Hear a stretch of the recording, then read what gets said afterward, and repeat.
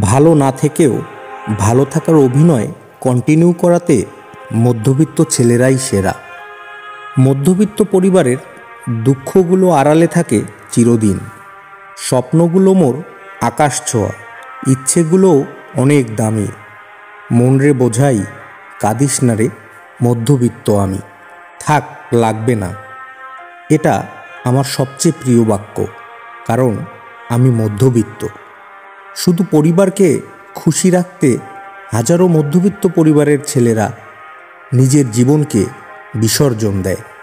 আমি আমার বাবাকে হাসতে আর মাকে কখনো ভালো পোশাক পরতে দেখিনি, কারণ আমরা মধ্যবিত্ত। মা আমার চাকুরি হয়েছে, এ কথাটি বলার অপেক্ষায় হাজার মধ্যবিত্ত ফ্যামিলির সন্তান। কথায় আছে না, কিছু স্বপ্ন কল্পনাতেই সুন্দর। এই কথাটা মধ্যবিত্তদের জন্য খুবই ভালো মানায়। শুধুই স্বপ্ন দেখার অনুমতি আছে, পূরণ করার অনুমতি আর আমার নেই, কারণ আমি মধ্যবিত্ত।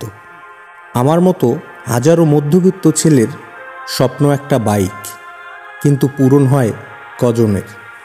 চাইলেই আমার অন্যান্য ফ্রেন্ডদের মতো সব কিছু করতে পারি না, কারণ আমি যে মধ্যবিত্ত। শূন্য পকেটের ছেলেগুলোর প্রিয় বলতে কেউ থাকে না, কষ্টই তাদের নিত্যদিনের সঙ্গী। ঈদে আমার একটা শার্ট কিংবা প্যান্ট হলেই যথেষ্ট। সব স্বপ্ন পূরণ করার সাধ্য আমার বাবার নেই। মধ্যবিত্ত ছেলের উপন্যাস নিয়ে পড়তে হয় না, কারণ সে নিজেই উপন্যাসের একটা বড় চরিত্র। টাকার কাছে হেরে যায় হাজারো পরিবারের মধ্যবিত্ত ছেলেরা। আজ মূর্খ লোকটাও জ্ঞান দিতে আসে, কারণ আমার জন্ম মধ্যবিত্ত ফ্যামিলিতে।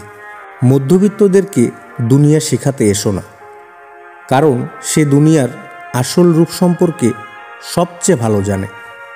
মধ্যবিত্ত ফ্যামিলিতে জন্ম নিলেই বোঝা যায় দুনিয়াটা কত কঠিন।